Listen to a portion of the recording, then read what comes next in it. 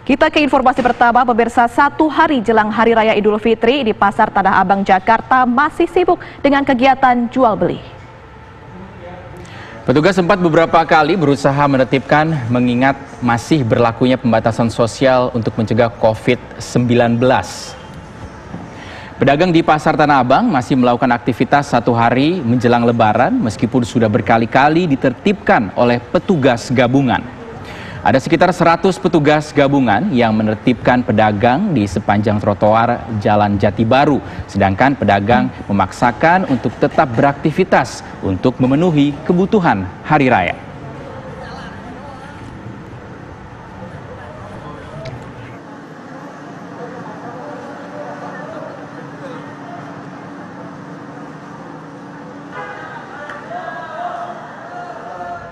Pemirsa, satu hari menjelang Lebaran sejumlah pasar masih dipenuhi warga yang ingin berbelanja. Padahal di tengah penyebaran COVID-19, pasar merupakan epicentrum yang rentan penyebaran corona. Kita akan segera bergabung dengan reporter TV One Christopher Immanuel langsung dari Pasar Tanah Abang, Jakarta.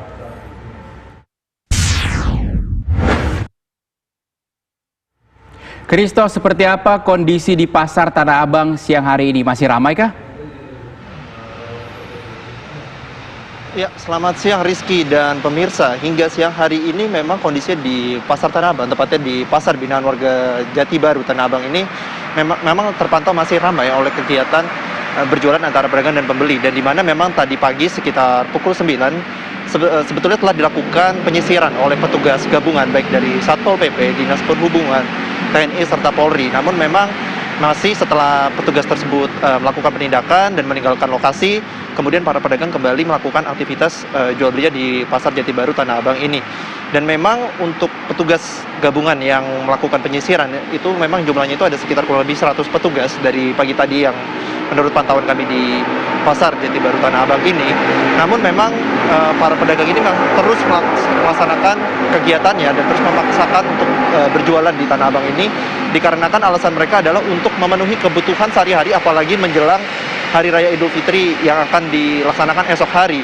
Tadi kami sempat menanyakan kepada salah satu pedagang di mana ia berusaha untuk terus melakukan aktivitas dagangnya di Pasar Tanah Abang ini, dikarenakan ia tidak lagi memiliki pemasukan sejak diterapkannya PSBB. Kemudian ia membutuhkan untuk memenuhi kebutuhannya menjelang Hari Raya esok hari.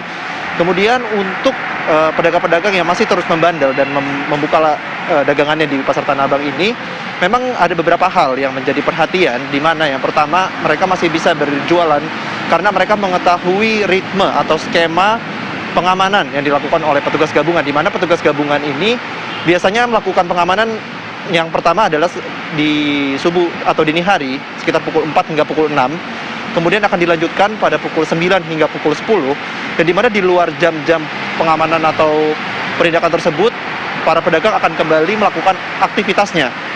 Dan yang kedua adalah animo pembeli yang memang masih cukup tinggi. Tadi kami sempat menanyakan kepada salah satu pembeli, di mana mirisnya ia mengetahui bahayanya terpapar COVID-19, utamanya di tempat-tempat yang memang rawan untuk penyebaran COVID-19 seperti di pasar dan tidak menerapkan physical distancing. Namun ia memang masih memaksakan untuk melakukan aktivitas di Pasar Tanah Abang ini demi untuk mendapatkan baju baru untuk melakukan Hari Raya Idul Fitri di esok hari. Kemudian memang yang ketiga adalah permasalahan yang dari petugas. Tadi kami sempat menanyakan di mana mereka mengatakan cukup kewalahan dalam menertibkan pedagang di Tanah Abang ini karena jumlah petugas yang cukup jauh dibanding pedagang yang ada, di mana petugas setiap harinya hanya ada sekitar 100 petugas dibandingkan jumlah pedagang yang ada di Pasar Jati Baru ini. Sedangkan untuk sanksi yang diberikan ada berupa sanksi teguran, kemudian para pedagang nantinya yang masih membandel dan tidak menaati PSBB, barang dagangannya akan disita oleh petugas, kemudian nantinya belum akan dikembalikan kepada pedagang tersebut. Dan sedangkan untuk sektor yang diperbolehkan ada 8 sektor yang memang masih diperbolehkan, salah satu adalah bahan pangan, ada bahan kesehatan ataupun bahan kebutuhan pokok. Dan memang yang didominasi di Pasar Jati Baru Tanah Abang ini adalah pedagang-pedagang yang di luar sektor tersebut, yaitu pedagang pakaian. Dan untuk sementara demikian yang dapat kami kabarkan dari Pasar Jati Baru Tanah Abang. Kembali ke Rizky dan Ami di studio.